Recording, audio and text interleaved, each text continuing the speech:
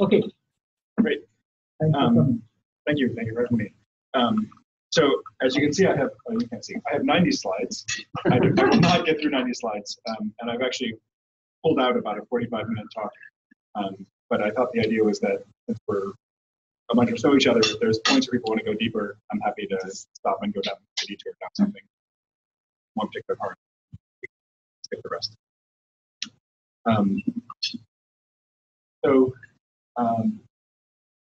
Going way back to sort of the one of the seminal early papers in the design of the internet, probably everyone has read this paper. Probably when you took your networking class, which was on like day 2. David Clark's wonderful paper describing the design of the DARPA Internet protocols. And there's lots of good stuff in here, so I'm not going to summarize it. But towards the end, he talks about the role of what he calls design aids in building and operating a network. And he has this quote that says, "While tools to verify logical correctness are useful, both at the specification and implementation stage, they do not help with the severe problems that often arise related to performance." And I think this is an interesting statement. It basically, kind of flippant way to characterize it, says the kind of verification I'm going to tell you about today doesn't solve the hard problem. I think Larry may be able to provide some historical context, but I think this is probably also a reaction to some of the sort of telco bellhead kind of approach to networking that the in contrast to.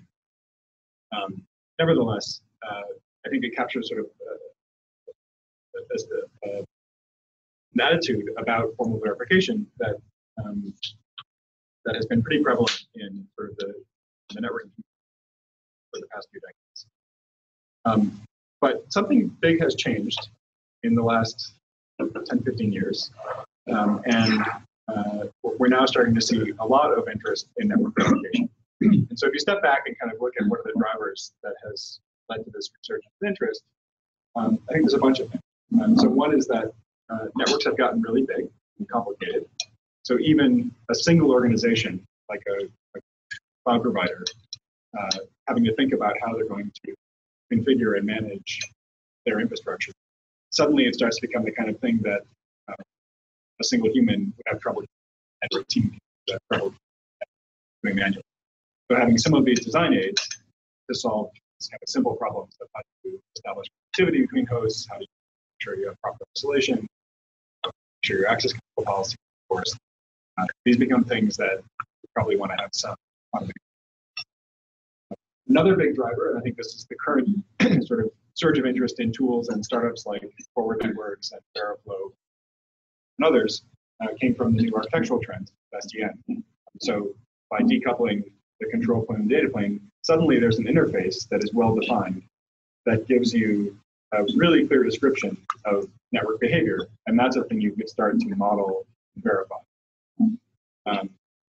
Another set of drivers comes from my home community. So the programming languages and formal methods community has been investing for decades, but especially in the last 20 years, in ways of modeling complex systems, things like operational semantics, other kinds of semantics, as well as decision procedures, things like Smt Solvers, that can take very large and moderately complex problems that you might throw at them and give you an answer often isn't.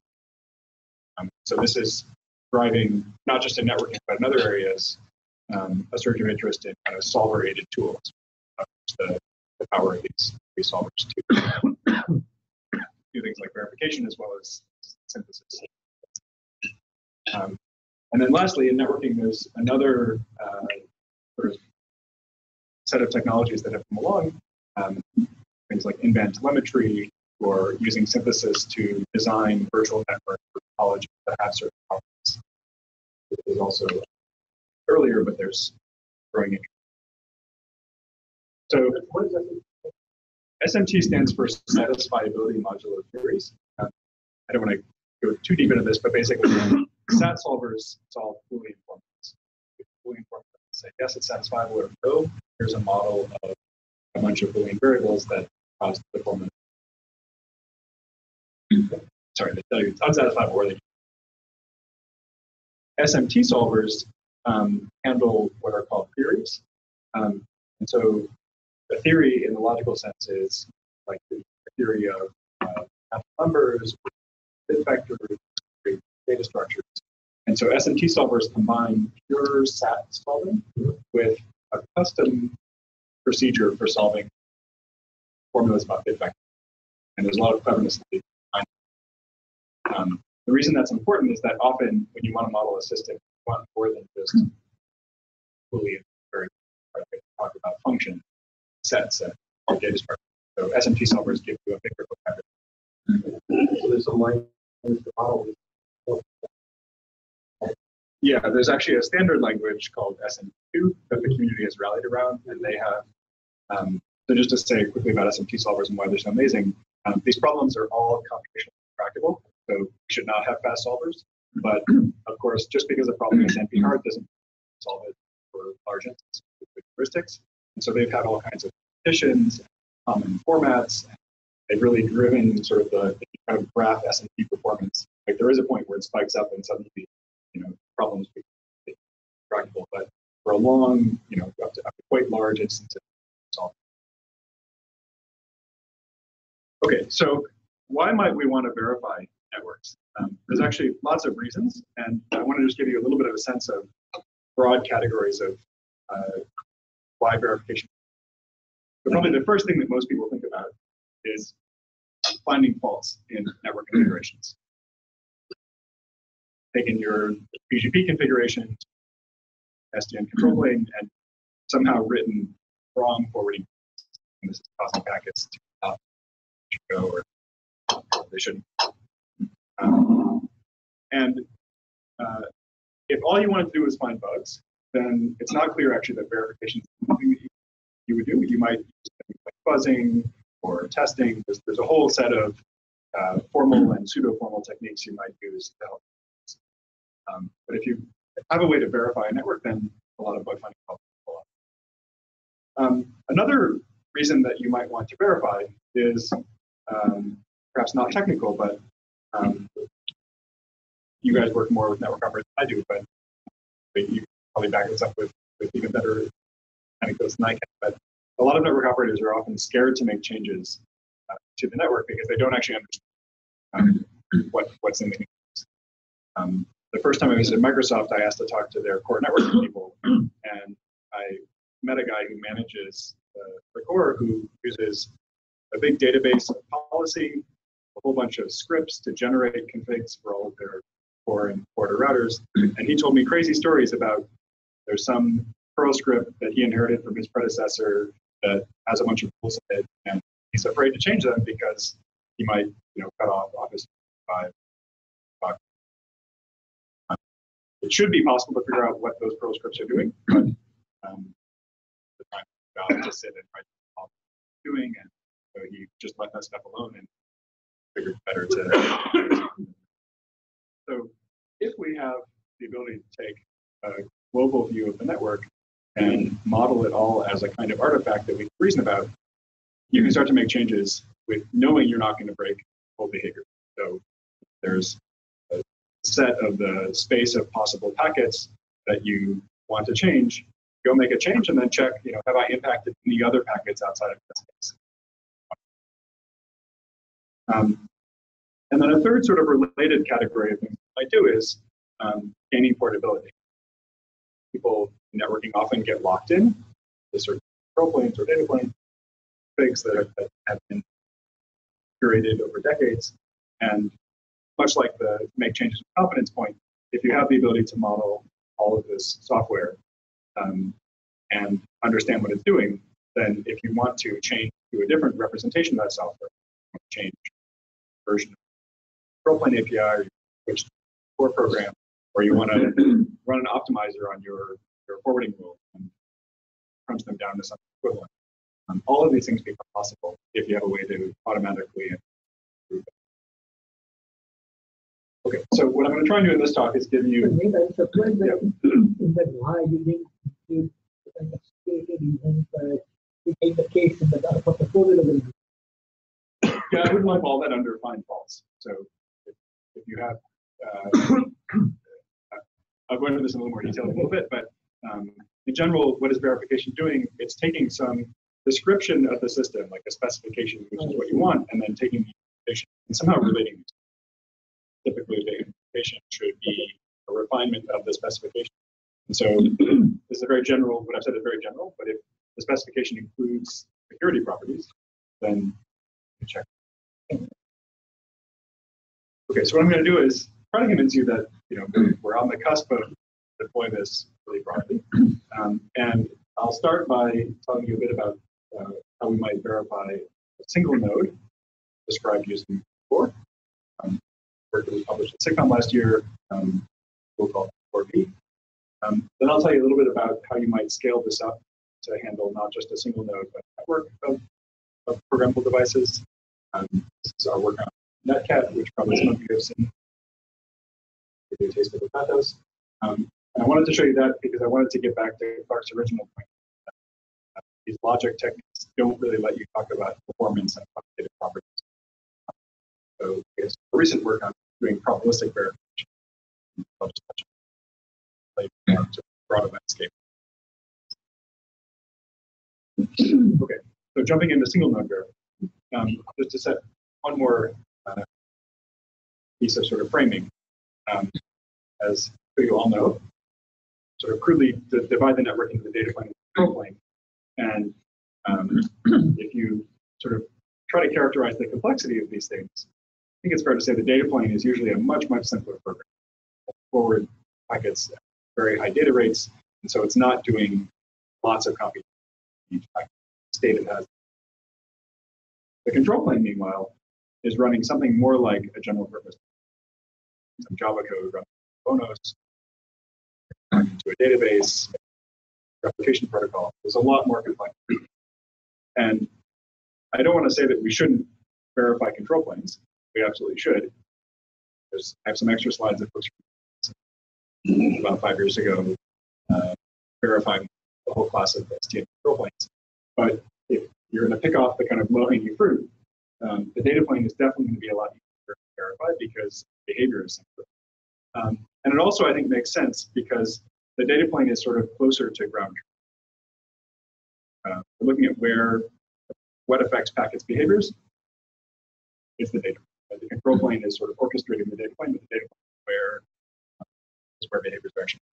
So if we can build tools that can analyze, check properties of the data plane, do that continuously, then we can sort of one level in direction solve the control plane variable.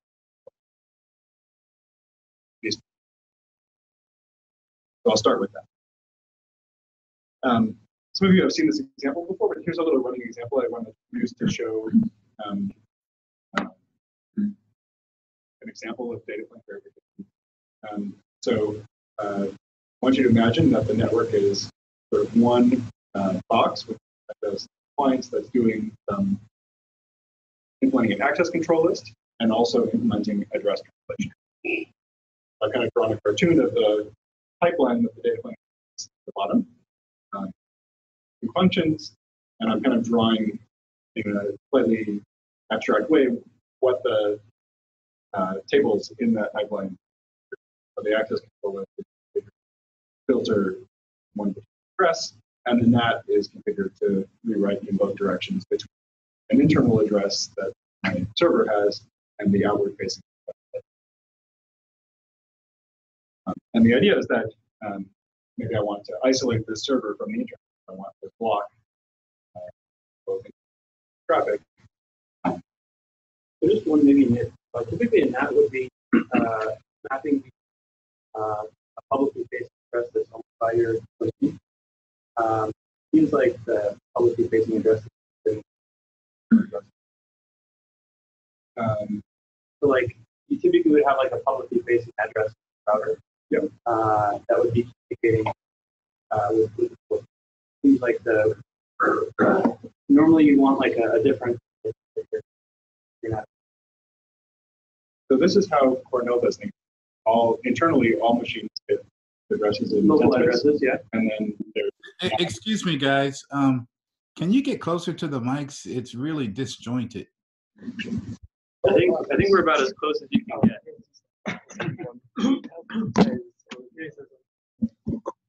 There's two now.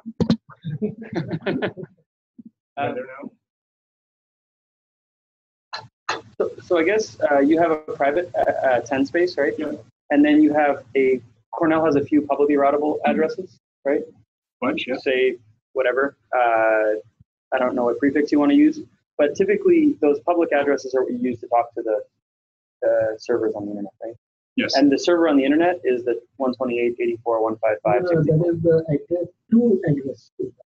Maybe so my picture. So this is a packet coming from the internet, supposed to go to this server.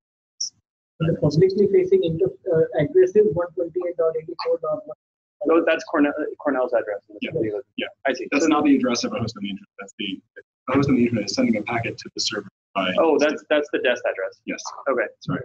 Okay. Is that the confusion? Yeah. Well, the other thing that's weird, right, is that you have an ACO rule that would block traffic to a particular desk address that you own. It is a little strange, but let's suppose that we want to isolate this server from the internet. Okay. I picked this example because this is the address of one of my servers at Cornell, which was supposed to be blocked from the public internet. And our admins actually a month ago screwed up our firewall rules, and so it was accessible from the internet. I see. So this is, you want to deny public internet traffic to a particular Cornell public address, That's right. Which then gets netted behind the scenes to a private server. Sorry about that. So it is the example is a little artificial, because why would you have a NAT at all if you're just trying to block this address? But bear with me. So I think you can agree, now that we understand what the pictures are showing, that in this situation, this packet not reach the server because the access. But something that could happen, and did happen, is that these two tables could be switched.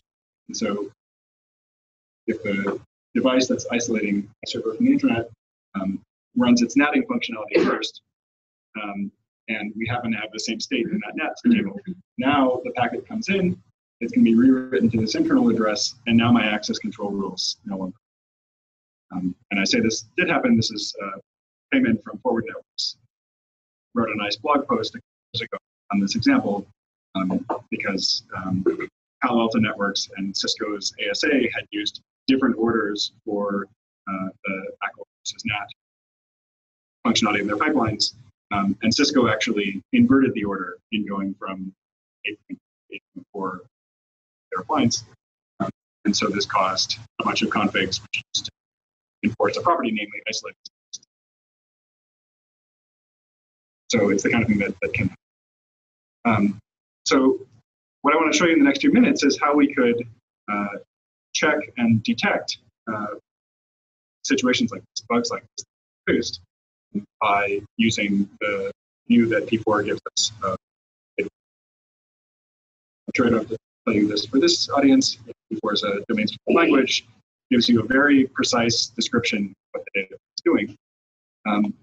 Here's a baby version of that NAT plus ACL program written in P4. I won't pronounce it since you're familiar with P4. The key thing to look at is the controls down here, where you see that the access control list is being applied first, and then. So let me just show you this one.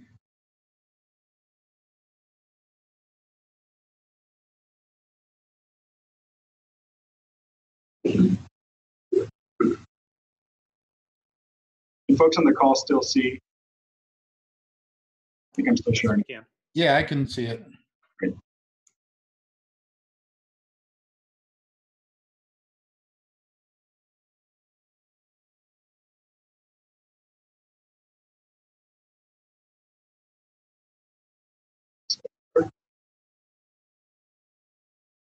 So here's that same program.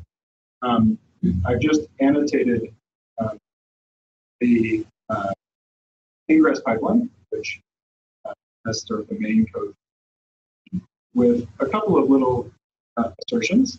So what I'm doing here is because the pipeline involves rewriting the destination address, I'm introducing a logical variable that's going to remember the original parsed destination address. Let's call that. So this assume basically destination address at this program point H. H is not mentioned anywhere else in the program, so it's not going to be affected by the code that runs. And then at the end, I'm asserting that if H was this particular address I care about, then the packet will. So, by the ambiguous pipeline, drop. So we'll go ahead and use a static verification. Check this.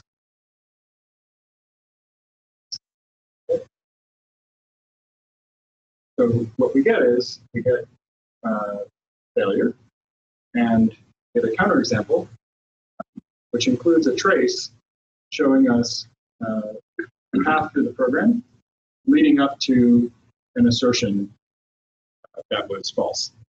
And so basically what happened behind the scenes, I'll show you in a second, is that we turned our program into a logical representation. We passed it to a solver. We asked the solver, is the assertion here always going to be true? Found a way to encode that. The solver said no, and it gave us a counterexample that we massage back. So you can see this is kind of a funny packet, funny trace, like most of its fields are zeros. That's because the solver does whatever it does to find a way to satisfy sort of the negation of all. But it does pick a few things sort of in smart ways. So it picks the ether type to be 800. That's important because we want the E4 packet. And it picks the destination address. That's the encoding of that. So it picks, the address in a way that satisfies this. And then it also picks the path of the program that we missed in the ACL table. And we hit that table. And so because the ACL table is the one that forwards the packet and decides to drop it, because we the default nothing. I apologize, this printout's a little bit basic. Either has to be the case that our address was not the address that we started with, or it has to be the case that we These pragma rules, they're really there for so the pragma rules are, the use of pragma is just our way to write syntactically valid in P4. This is P4.14. In P4.16, there's now assert and assume keywords in the language, so we wouldn't write pragma to say. We'll come back to this. So I chose to write this particular set of logical annotations on the program because for this demo, I want to make sure that these kinds of packets are dropped, and it's not the case. More generally, one can write, any specification you want in this way. Specify, probably everyone here has used assert program assertion that just check this. Is this belief always going to be true? Here I'm doing something that's a little more sophisticated. I'm doing called verification. I'm taking the initial conditions of the program, or at least initializing right here, and then the final conditions here, and relating them. You can talk about input-output behaviors as well.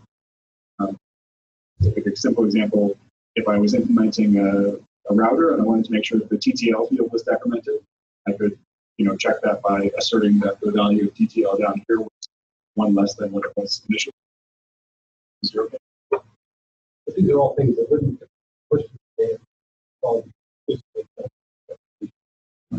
So right, so you can erase these, and the program will be the same. And that's. And the compiler making use of this asynchronous sort of statement perhaps how the program.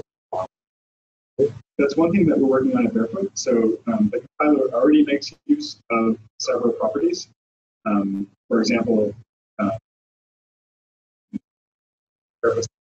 so that if two headers are mutually exclusive in the parser, then the compiler assumes that they will be mutually exclusive in the rest of the pipeline. That's the common case, but it may not actually be true. We've hit bugs where So here's a property that if the compilers, so for those of you who have not, the people in the room who do not, should I explain? Yeah, you should explain it. Yeah. So Barefoot's compiler is trying to conserve various kinds of resources. So PHVs, packet header vectors, which are the registers that store headers, as well as pipeline stages. So it would like to, for example, if your program handles IP4 and IP6, it might like to share some of the storage and maybe some of the space in pipelines between 4 and 6. And so there's a heuristic that the compiler adopted quite early on, which is the parser in P4 is a state machine. And so if two headers are accessed on disjoint or mutually exclusive paths through the parser, then they're probably different kinds of packets. And so the compiler assumes, oh, there's no dependencies between operations involving these headers. I can put them in the same stages where things happen in parallel, and I can also share the storage. That's not sound, right? So if you have a program that's doing tunneling or changing the header formats, you might violate that condition initially held that pipeline. And if the compiler is assuming it can overlay resources or run things in parallel, you might get garbage. So one of the things we're looking for is verifying that those kinds of heuristics about dependencies or twin tables can be parallel or headers. So one question here. So these pragmas and asserts are kind of, or the assumes and asserts are kind of like universal truths for a given program. But this particular truth is really more based on the fact that the control plane has certain, or the control plane is going to provide certain states. Right. So the reason that this fails is because we missed in the ACL. So so far my picture doesn't match the slide that I showed you. We can tell and you can see that there's nowhere in our program where this address was mentioned. So why would we know that we're going to hit in this state on either the source of destination? We'll come back to this, but there's a way we can inform the tool about such. I'll show you this program. So I'm curious, but show you what I can do. I can basically tell the tool, I'm going to install these rules in these tables. And now if I verify I'm getting it passed, and what's in that file, here I'm just asserting that a single rule is present. And I do it in a kind of funny, logical way. I don't love the syntax if you have ideas about other ways to use the syntax. But basically what we're doing is, from the perspective of the data plane, if in the ACL table I read this key, got this value, then the actions. You can think of this as a kind of predicate over the contents of that table. And by passing this as an assume, I'm basically saying, when you try to verify this program for all of the assertions in it, you get to assume that this. And so in particular, this counterexample will be ruled out because I can't miss my IP address.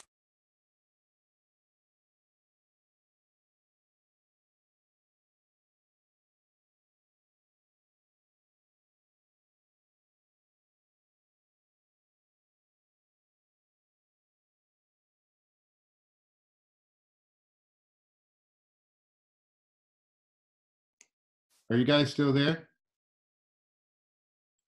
We're not hearing anything from ONF here. Yeah, the same. I quit hearing some stuff.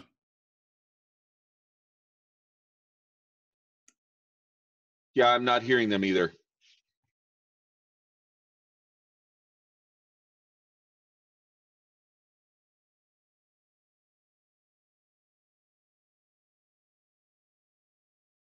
Can you hear us now?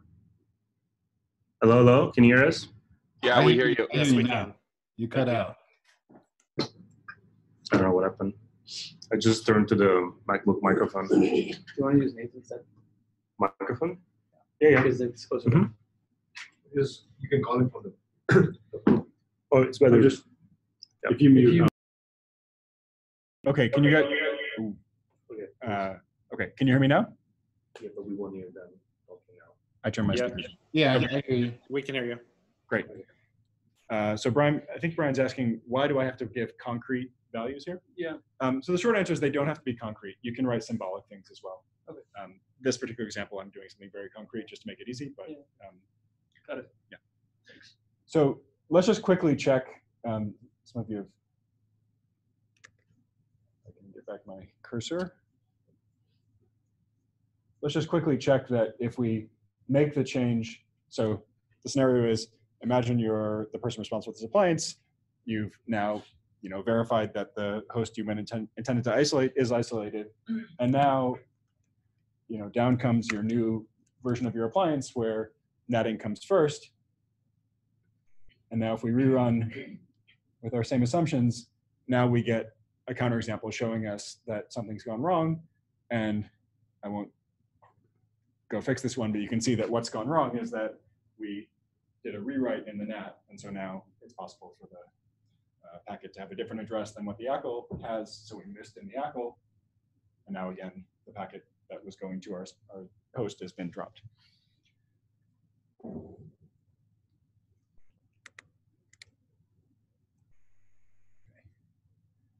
So that's just to give you a taste of how these things work. Let me just quickly show you one more thing.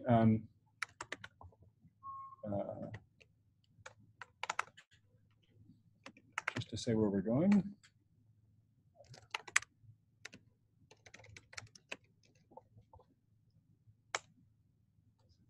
Okay. So just to show you, to preview where we're going here. Essentially what we're going to do is build a C-like representation of the whole program. It'll be in a funny language, I call it INT, but it's basically just a kind of C or Python-like imperative language.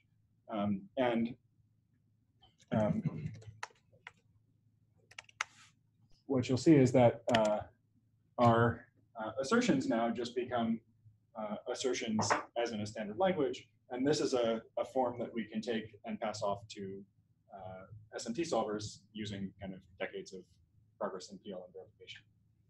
So really the kind of engineering task is just finding ways to map P4 into this form where we can use work on verification to solve these things automatically. Okay, so let me tell you a little bit about some of the challenges that we faced when building this tool. So the first challenge was that P4, and I guess I'm sort of to blame for this, I'm working on fixing it, is that the language doesn't really have a precise semantics. The language spec, which probably many of you have studied, is a several hundred-page document written in English. It's got some code snippets, but it doesn't exactly nail down the semantics of every construct in every program. And so what we did was we built a front end that translates P4 into this imperative representation that I just showed you. And then we wanted to make sure that we'd gotten this right. And so we used a technique that I learned from Shriram Krishnamurthy at Brown and Arjun Guha in their work on formalizing JavaScript, which is to test our semantics. So we wrote a little symbolic executor. So this is a way to sort of explore paths in the imperative program and generate input-output pairs. This packet and these control plane rules should lead to these outputs. And then we wrote a little harness that does differential testing against, say, Barefoot's Tofino model. And we then generate a bunch of, so this part of it is sort of random. You can run it and get lots and lots of tests up to however long you're willing to wait. So we took the P4 test suite that's used internally at Barefoot to check the compiler and the tools, and we ran it on all the tests, but not on every single path through every single program. But we ran this until we were pretty confident that our model of P4 on this path was capturing at least the functional input-output behavior of P4 as realized through the Harlan software simulator. And we actually found a bunch of corner cases and bugs where the semantics that was written in the spec and the semantics that we had interpreted in writing our front end differed from the semantics that either BMV2 or Harlan were implementing the Topology model called Harlan. And I think this is, this may sound kind of trivial, but I think this is an important step for any attempt to formally verify things. Once you have things out in the world, there's kind of de facto standards that get out there, and you don't want to go off and verify some abstract reality that doesn't correspond to the way that things really are. So having ways to connect these two is important. The other challenge, which we've already kind of seen, is that P4 programs don't specify the contents of tables. And tables aren't known when you just have the P4 pipeline.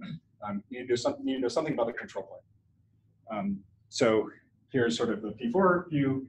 Here's the runtime view, where a controller like ONOS or a controller has populated the tables with entries.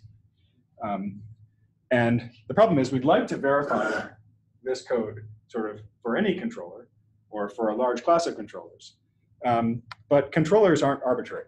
So if we do the obvious thing and model a table as an unconstrained choice between each of its actions or missing, then we'll get lots of false positives. Because control planes are usually carefully programmed. They don't combine every key with every action. There's often interesting dependencies between which keys can be put at the table and which actions can be used. And so again, this is sort of an over approximation of this table. And if you can verify this, great, you're happy. But in practice, there will be, if you do this, you'll get tons and tons of false positives. Just to give you a couple examples of the kinds of false positives that we found in our work on verifying barefoot switch program, we were interested in a property we call header validity. So making sure that all headers are valid whenever they're read or written, because the spec says that if you read or write an invalid header, you get an undefined value.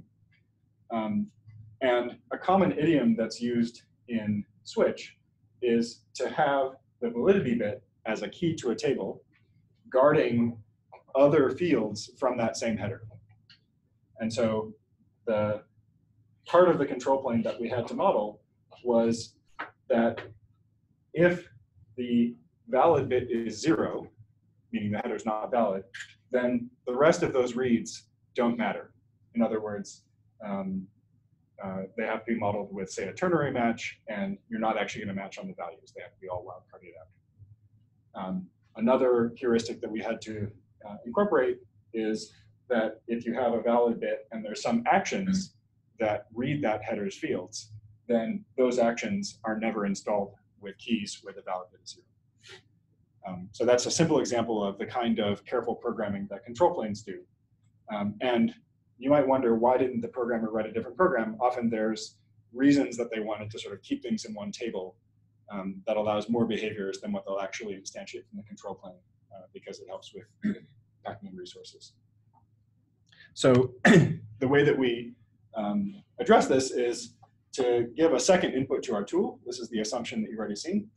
We call it a control plane interface. I think a better name might be a symbolic control plane. So it's basically a bunch of constraints written from the perspective of the data plane for how the state will be manipulated by the program. And we've already seen this example where we can take the code and add a control plane interface, which then constrains the behavior of the data plane, so we don't get this every possible action. A third challenge is something that I think people were asking when I first showed you the example. Where do these specs actually come from? So there's been decades of work on formal verification where people start out by assuming, well, suppose we're given a formal specification of what the system should do. And unfortunately, engineers don't tend to write formal specifications. So if your starting point is, suppose false, you've already lost the battle. So I'll show you later, there's some things we did to try to reduce the annotation overhead. But one of the things we did that I think reduces the overhead to almost zero is that there's a bunch of general or architecture-specific properties that you always want to have hold. And so we can actually incorporate these into the front end of our tool so that the programmer never has to write down an assert or an assume. So these are things like the header validity property that I already mentioned, unambiguous forwarding, which says that the program specifies either an egress port, a multicast group, or drops the packet at the end of the ingress pipeline. If you don't do that, then the forwarding behavior is actually not specified by P4. Reparsability. This is a fairly subtle property that probably some of you have experienced. So at the end of the P4 ingress pipeline, the packet gets reserialized into bits, and then it's reparsed at the beginning of the egress pipeline. And if you're not careful, it's possible for the parser that the deparser that you stick at the end of the ingress and the parser that you stick at the end of the egress not to actually preserve data. So you might end up deparsing, one particular header field and have those bits be reparsed according to a different header, which is probably wrong. And so if you check with this reparsability flag, basically what the compiler does is it adds a bunch of assertions that the values at the end of the ingress are exactly the values that you have for those headers at the beginning of the ingress. Likewise, it's kind of less subtle, but easy to forget deparsing some headers. So we have another check that says, if a header is valid, then you deparse it.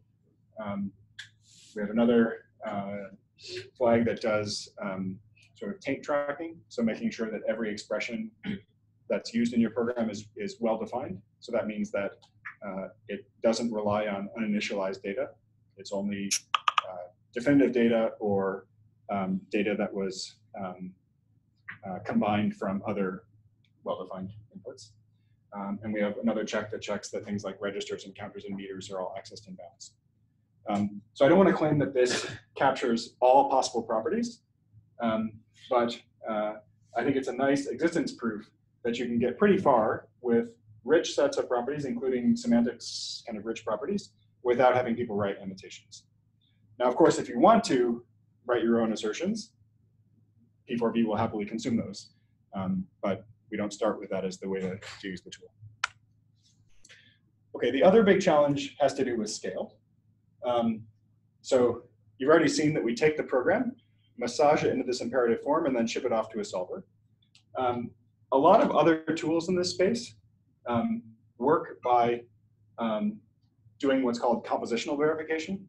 So rather than verifying the entire program, they break the program up into small parts and then verify the pieces and stitch them together. And that's a great way to go, except that when you stitch things back together, you have to understand the specifications at the boundaries between modules. And that means someone has to write those specs. And so we started out saying, we're going to drive the annotation burden to the smallest level possible. So we're not going to require any extra invariants or annotations between boundaries. And that means we have to handle a bigger program. Another thing that a lot of people think of when they think of this kind of verification that we're not doing is symbolic execution. Do people know what symbolic execution is? Or not really? No. Say a couple nods. No, a couple nods. So symbolic execution is a technique very simple and very powerful, where you take the program and you explore paths from through the program, to every program point. And you do that symbolically. So you don't know the actual inputs, but you sort of collect up the constraints on the path all the way from the beginning back to the beginning of the program. So every time you go through a conditional, you remember the Boolean condition that if you take the true branch, you take the positive version of that Boolean. If you take the false branch, you take the negation. You end up with these big path constraints. And then you ask a solver like Z3, is there a way to come up with an input that will satisfy these constraints? And then you check basically if, is there a way to reach a failed assertion on any feasible path? So this is super simple, and in verifying a single path tends to be fast. The problem is, if you have programs that are very branchy, then you have to do this explicitly for every single path. And guess what? P4 programs are incredibly branchy. The parser alone for something like switch has many tens of thousands of paths, and every table is sort of a n-way branch between all of its actions. So a few different groups have tried to build symbolic execution-based tools for P4, and they work. They're reasonably fast for each path that they verify, but I don't believe any of them have been able to fully cover all paths in switch. I saw one tool that ran for many tens of hours and had still only covered some fraction of the paths. So we don't do this.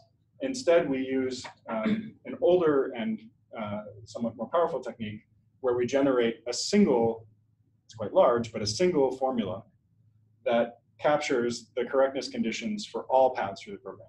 So we do this in one pass through the program, and then we pass that formula off to the SMT solver.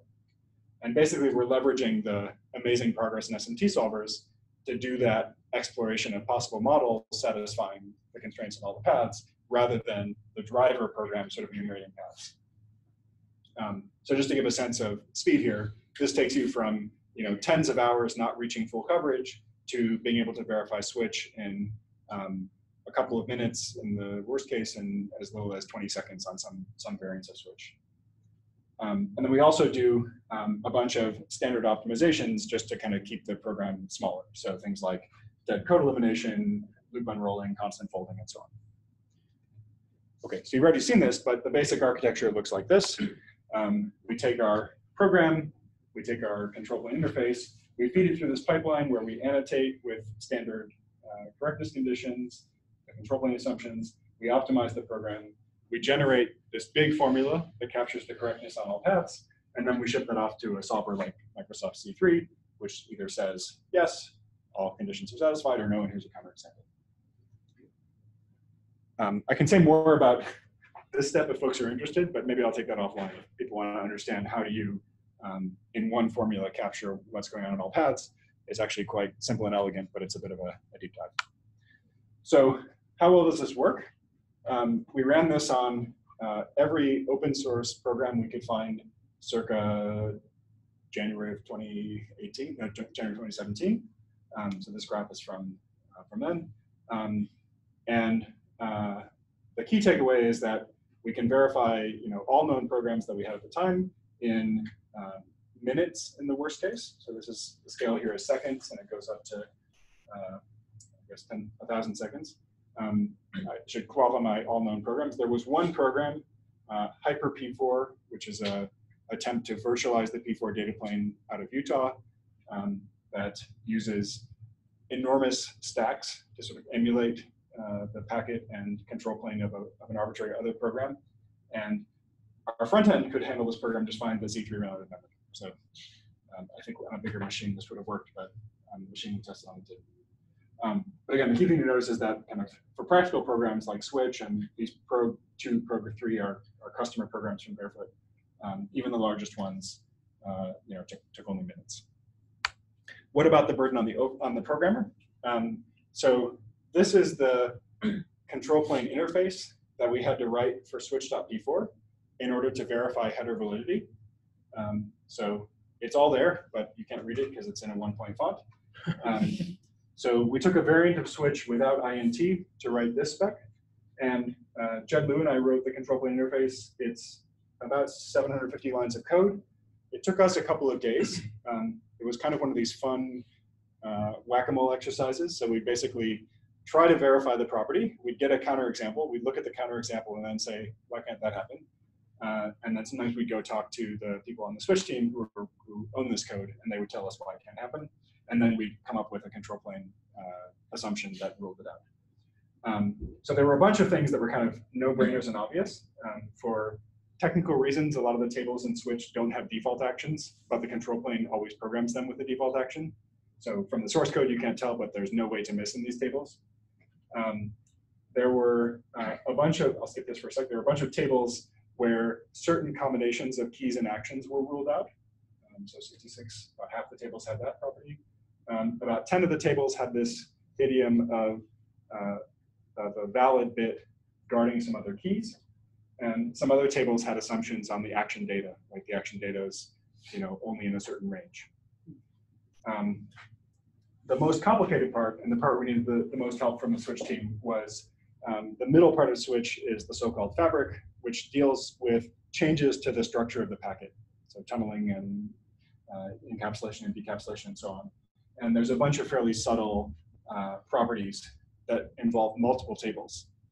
For example, if you encap with a v4 action at this one table, you're not going to run a v6 action at the end, later in the pipeline. So there were some assumptions here that span multiple tables that had to do with sort of packets being well formed at the beginning and sometimes in the middle of the fabric. We found a bunch of bugs, well, 10 bugs. So 2 were bugs in the parser, where state was being read from headers that had not actually been parsed. There were some actions that needed fixing up. There were 3 places where the control, we talked to the Switch team and they said, oh, this can't happen. And then, but there was no way to rule it out. And so we actually had to change the actions to correct these bugs. And there was one place where a table was just reading a key that was not valid on some data. I think that had to do with the Genève tunnel packets, but could be wrong. That might be one of these parser bugs. And again, this was for header validity, which is not the most interesting property, but I think it's a property you do want to always have hold in P4, because if you violate header validity, then basically your program is behaving in ways that are not known. Some of the values will be arbitrary values. We chose this because it's kind of a cross-cutting property.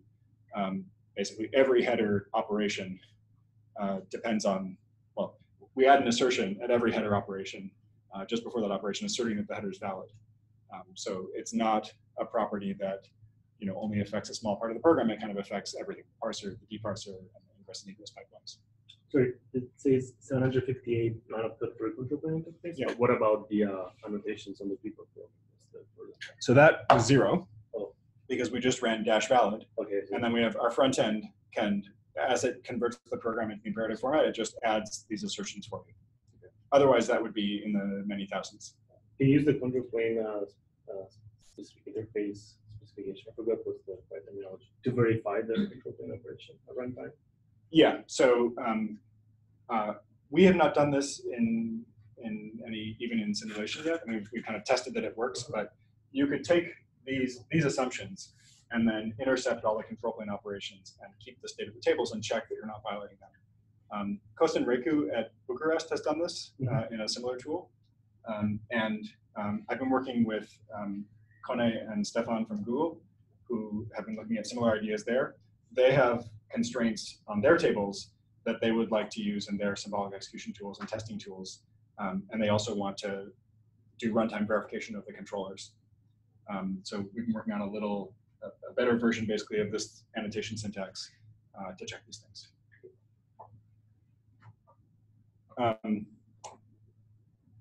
What time should I stop? 1 o'clock? Okay. Let me skip over this next part, because I think it's actually not needed so much for what I want to show you. I have a very quick question. Yeah. Can we use P4V? Barefoot has started to give it to some customers. Okay. And talk to Colin Cascawell if you'd like to become an early user. It's not part of the SDE yet, but we've given it to a few customers. And I would love to have more users, so please ask him. So let me actually I'll just go back quickly. So let me now talk about how we could scale this up to not just a single device, but a whole network. So here, I don't want you to think about P4. I want you to think of a more abstract kind of open flow model of the network. And I also don't want you to think about the control plane data plane distinction anymore. Assume that we have sort of the fully instantiated data plane, including all the tables. If we have such a description and we want to check, does the network implement various properties? Does it provide connectivity? Is it free of black holes? Does it load balance? Then we'd like to have a way to build a mathematical model of the network and then check these things automatically. The way that one can do this is by building some kind of model of the network behavior that's amenable to verification and also amenable to sort of building sparse symbolic representations so you can scale this up. So I'm going to tell you about one that we've been working on for about 5 years, and then tell you a little bit about some of the algorithms that we use to check properties. So for the next little bit, I want you to think about the network as being basically a pure function that if you feed in some packets, spits out some other packets. And a packet is going to be just a record. So I'm not going to be thinking at the level of P4 anymore. Just think about a packet as being a record with a bunch of fields, like the addresses in the headers, as well as the packet's location. So you can start to sort of go from first principles and ask, what would I need to model, say, an open flow network? And there's some things you definitely need, like what do networks do? Well, they classify packets in different categories and apply different functions to them. They also transform packets. They modify headers. They move packets around the network. And so I'm going to have some operations. Read this as a Boolean predicate.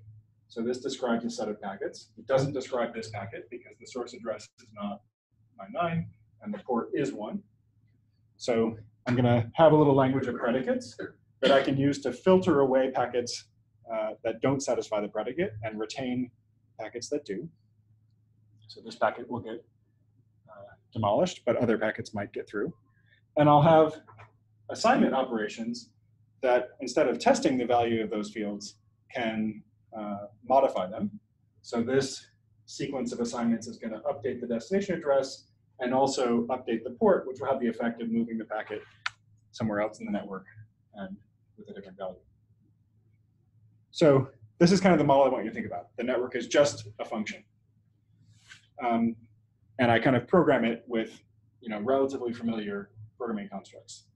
Tests, like conditionals, assignments. I can compose things in sequence, which I'm going to write with a dot instead of a semicolon, and so on and so forth.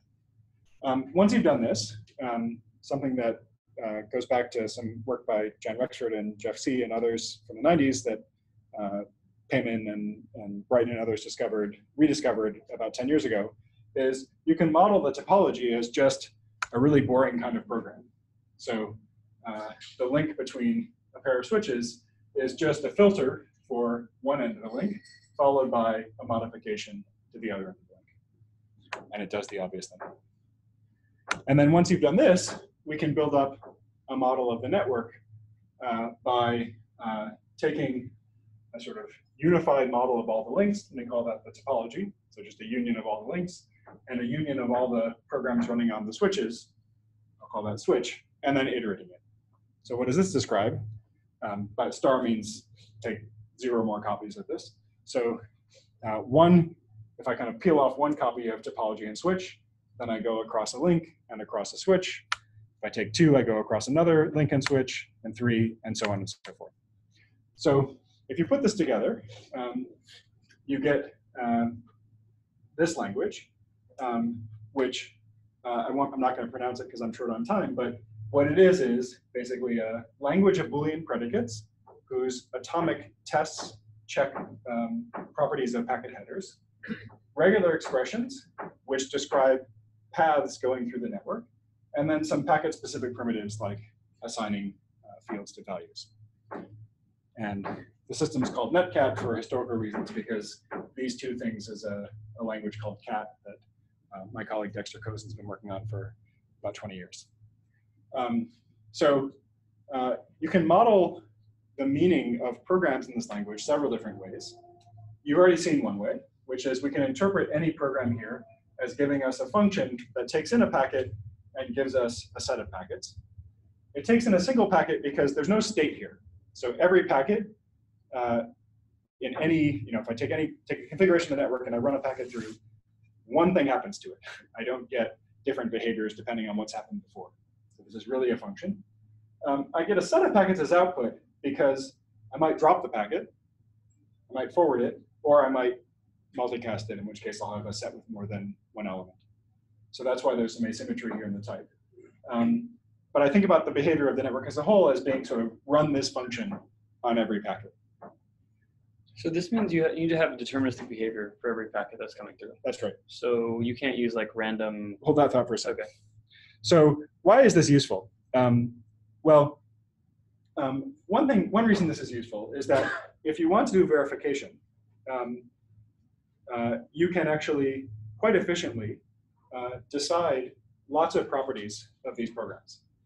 And we've done this. You can take configs for something as large as Stanford's network or a data center, build a netcat term that captures that behavior, and then build another term that captures either a specification of what's correct or maybe an optimized version of the same network, and check, are these things the same?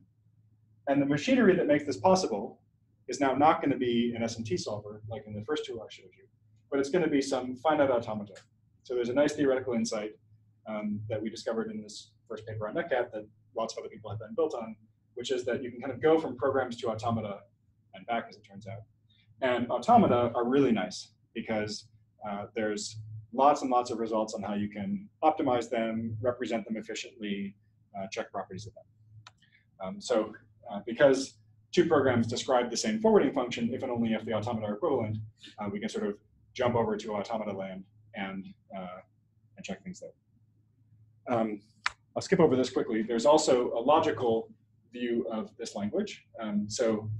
This is a fancy term for this is called an axiomatic semantics.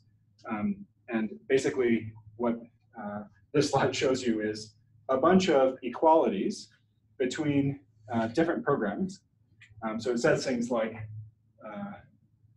if we take the true filter and we pre-compose that with any other program, that behaves the same as the program if we didn't have the true filter. Or if we take the false filter, that's the same as just dropping every packet.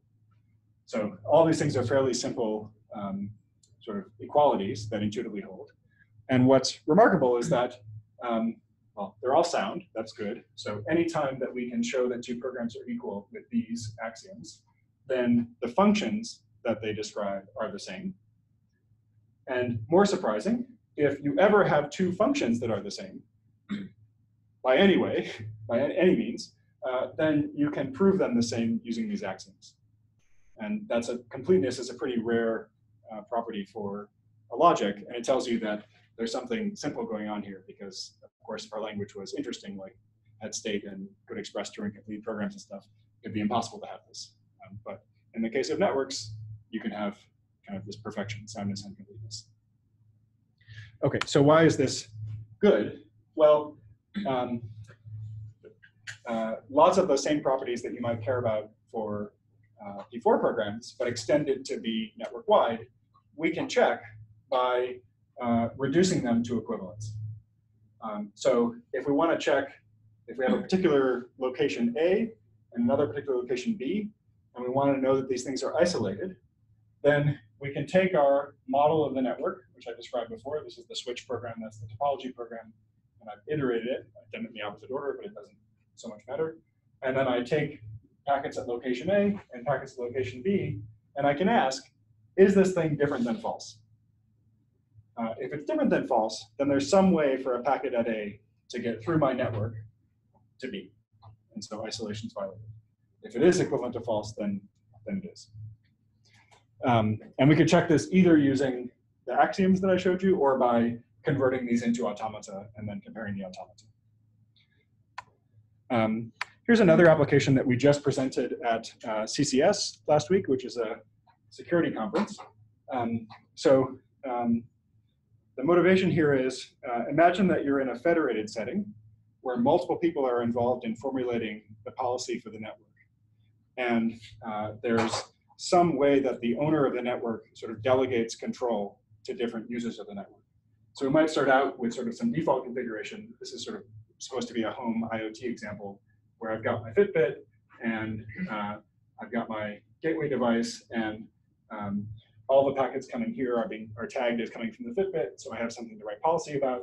And I basically don't want them to leave the network unless they've been anonymized, so they pass through some anonymization process. But now I add a second kind of device, and maybe it's a blood pressure check like the new Apple Watches do, and I might like to allow this vendor to reconfigure my gateway to add a rule to send packets coming from the device when there's an emergency to the ambulance.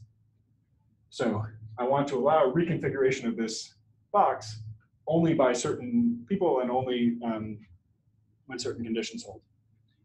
Or I decide to participate in some study that's doing some machine learning of all my IoT data, and I'm okay with data being sent to this other address, but only if it doesn't disturb the existing behaviors. So it can generate more packets, but it can't prevent packets from being sent.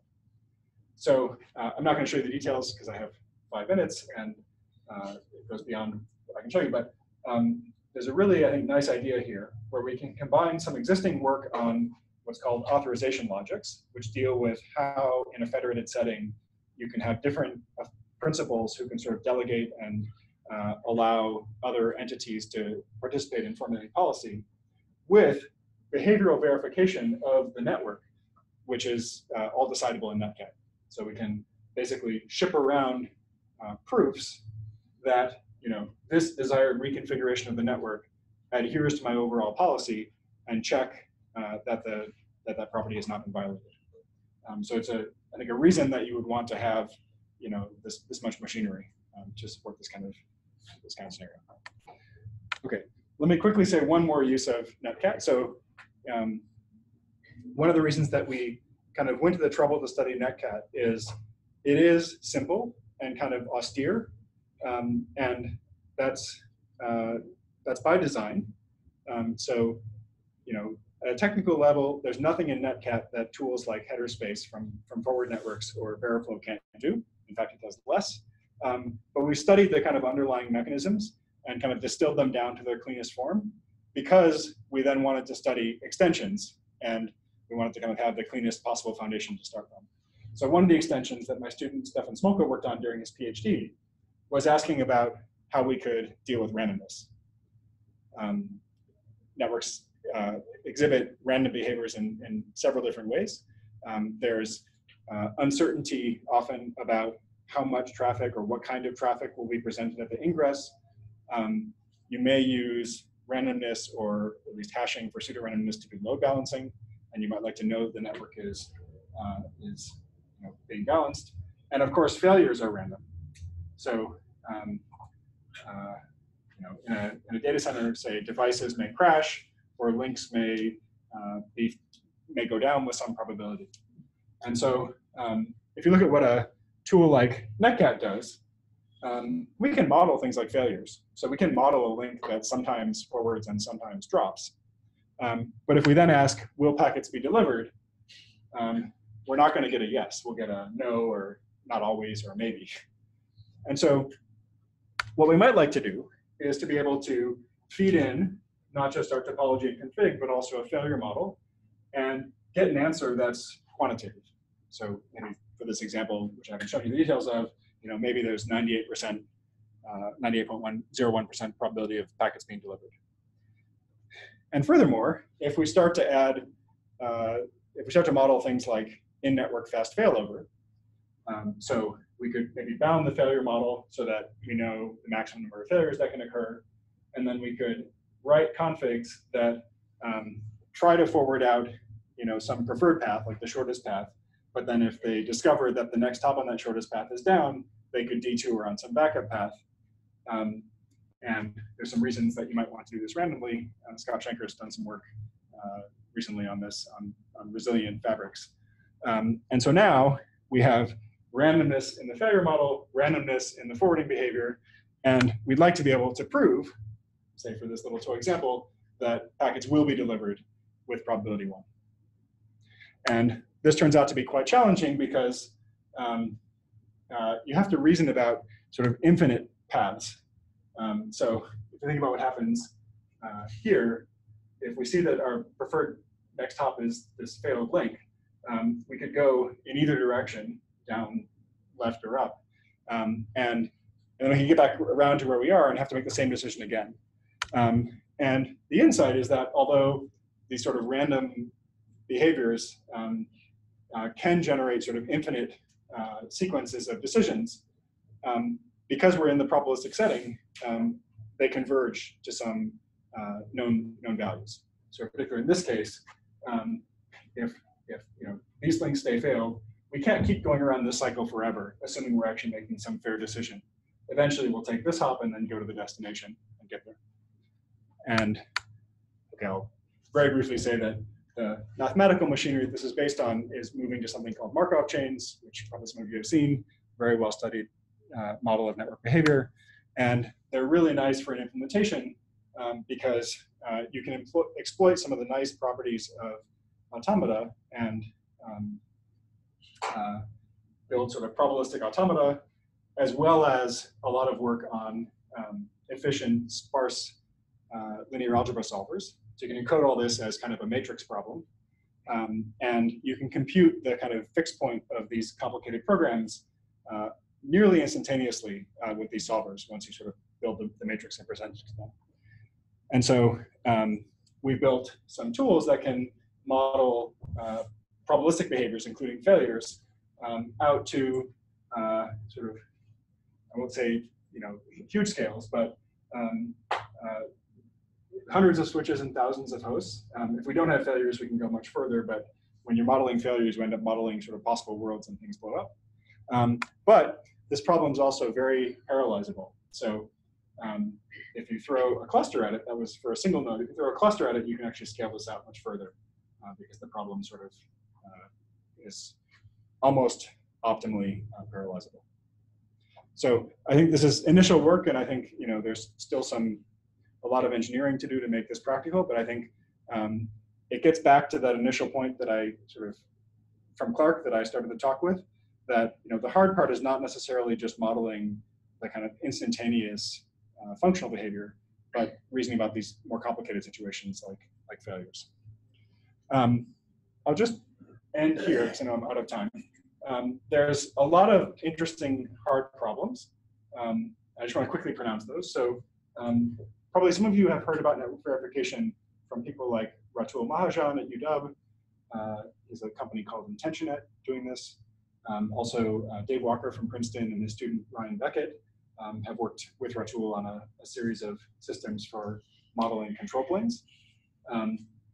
So certainly if you have a network with distributed control, there's a sort of one level up problem of how you could model those systems which are generating data planes. And you might want to prove that for all converged states of your distributed control plane, the data plane is not going to violate the properties.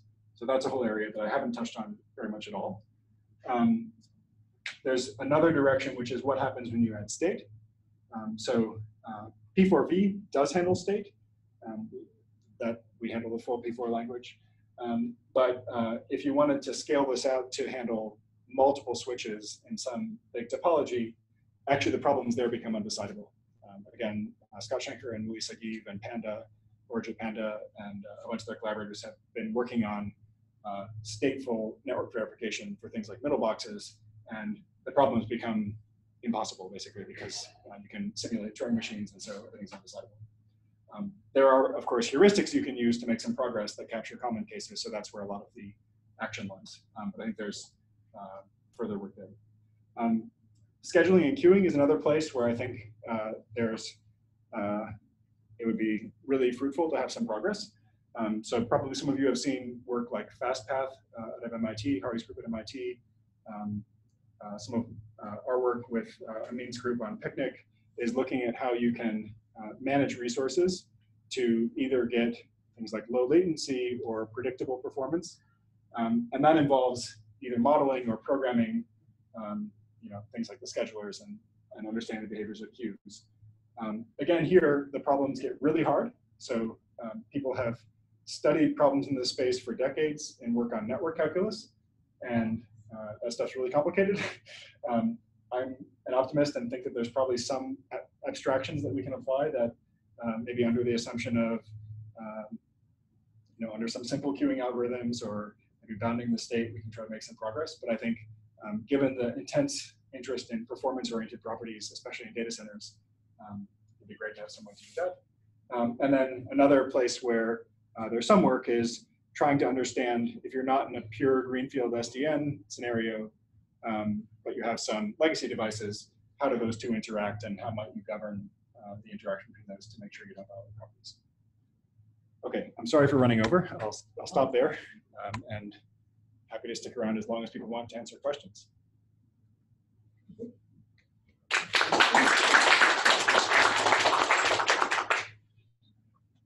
Questions?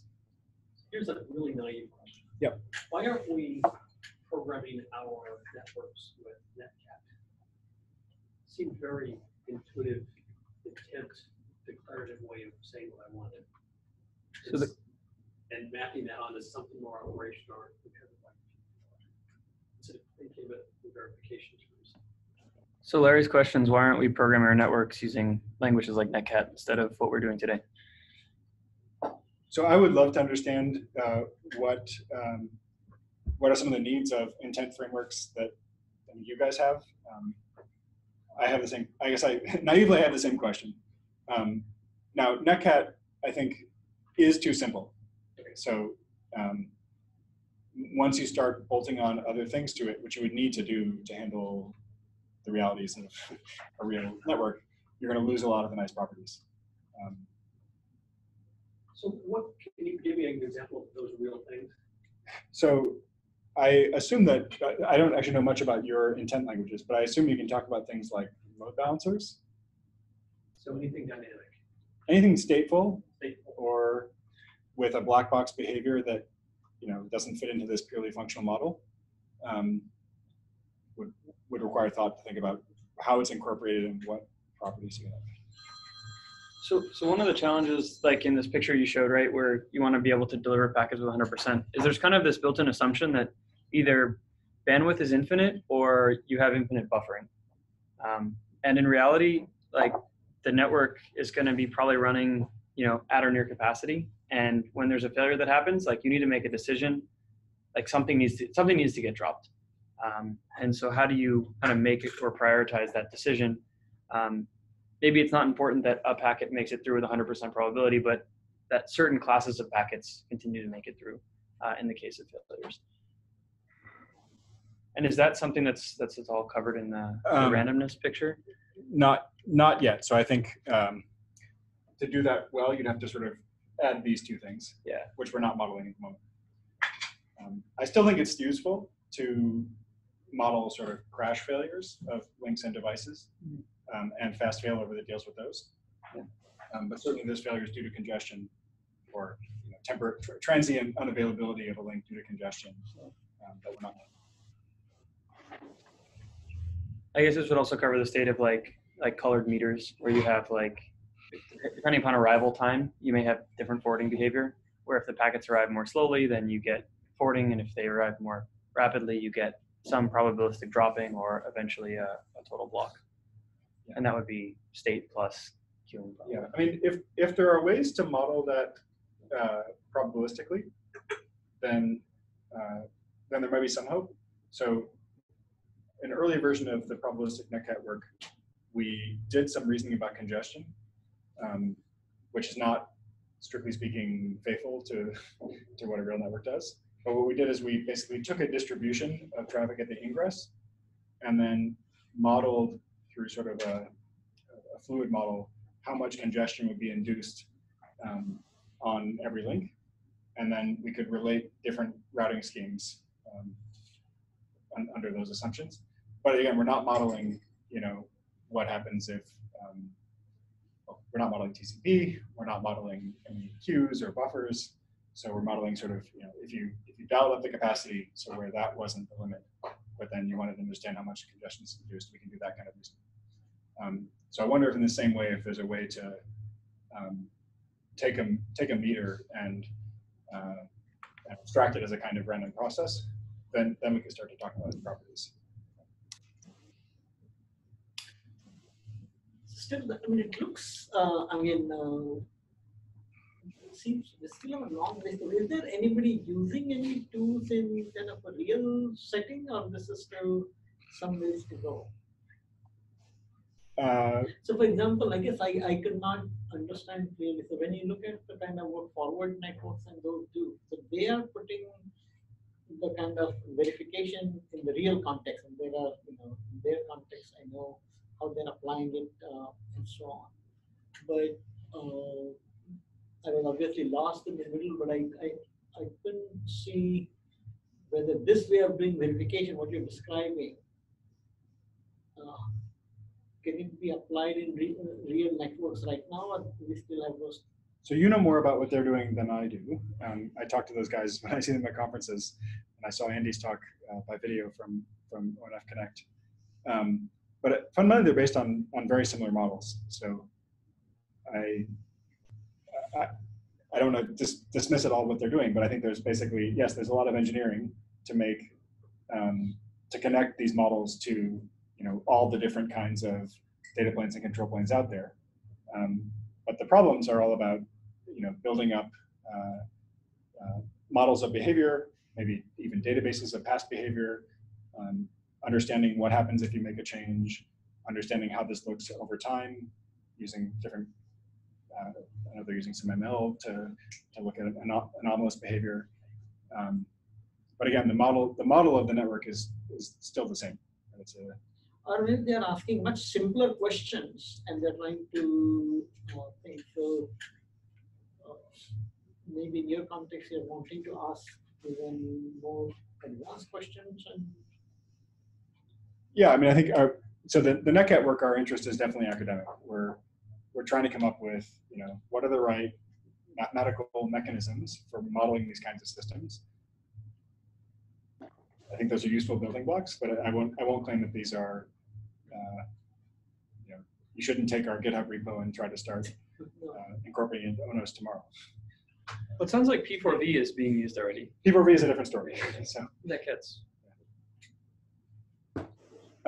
if I could just say one more thing, I didn't talk about this because I didn't want to have too much, but I know I talked to Larry about this a bit at our retreat. We built a system that was closer to reality a long time ago, which was a fully verified, controller platform that went all the way from NetCat's predecessor, so an intent language called NetCore. We had a verified compiler that generated flow tables. We had an optimizer that we proved correct, and then we had a runtime, which you can think of as doing the protocol between the controller and the switches, that spoke through something we called featherweight OpenFlow. It was a subset of OpenFlow 1.0 that we then hooked up to a controller that we built. And the theorem that we proved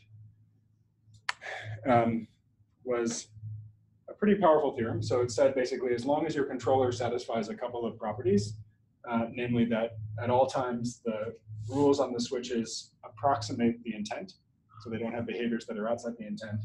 And we were looking at both proactive and reactive strategies. This is early SDN days. The controller eventually will do something with every message it receives. So if you have these two properties, then you can prove, this picture actually shows it. So the upstairs is sort of the abstract intent, and the downstairs is everything that might happen in processing a single packet. So it might go to a switch. The switch might have a conversation with the controller, and so on and so forth. And we proved something called a simulation. Simulation. Basically, we related all of these states in a way that lets you show that this trace is ultimately produced by this program. And all of this was proven in a completely different tool called Coq. So we wrote the verified parts of the controller in Coq and then extracted this to a binary, which you can run. And I guess the thing that I wanted to say to this crowd is a lot of the work on control plane verification by people like Ryan and Ratul and Dave has been looking at verifying BGP and other distributed protocols. And I think there's a great opportunity to do verification of SDN controllers. And it should be a lot simpler because they have to model, all the intricacies of BGP. They have to characterize the stable configuration you get to. A lot of their results actually are predicated on there being a stable configuration, which may not exist. And so I would be interested to understand, if you wanted to verify ONOS or applications that sit on top of ONOS, there's probably something much lighter weight you can do. And you can imagine having some kind of shim that sits, either at the southbound or the northbound that checks those properties. And there may be both static and dynamic techniques, but I think there's a rich space here that's kind of underexplored in the academic literature. And people always ask, well, what would you want to verify? Like I think Larry asked me this question at our retreat. Are you verifying Paxos? Are you verifying the replication protocol of the switches? I think what would be really cool is to take a property that is safety critical, like maybe isolation, if your controller is supposed to enforce isolation, and prove that you never violate that. So even if there's a bug in the Java code written against ONOS, that bug is not going to manifest in some traffic crossing an isolation boundary. That could be one example of property you might prove. So you guys are the experts on this, but I think there's that's one place where one can start. And then to make things harder, the kind of next level up, going to our kind of DARPA project, people are talking about wanting self-driving networks and wanting to have, control loops informed by AI, blah, blah, blah. So understanding exactly what properties you would need of a control plane in order to give you, maybe to establish connectivity. That's also an interesting challenge that I think. Have you heard Jeff Vogel's talk on self-driving networks? I was not in Princeton last week, so I didn't. I would love to. It was just full of analogies to not safe at any speed about the Corvair. And his basic premise was to build self-driving networks. You need to start with something more sophisticated than a Corvair. Unfortunately, our networks today are Corvairs. That was the. So is the conclusion to like operators will be in the loop for the future? And yeah. It seemed to be. It was mostly to talk about metaphors. Yeah. Yeah. Okay. I'll stop there. Okay. Thank you, Nate, Thanks. again.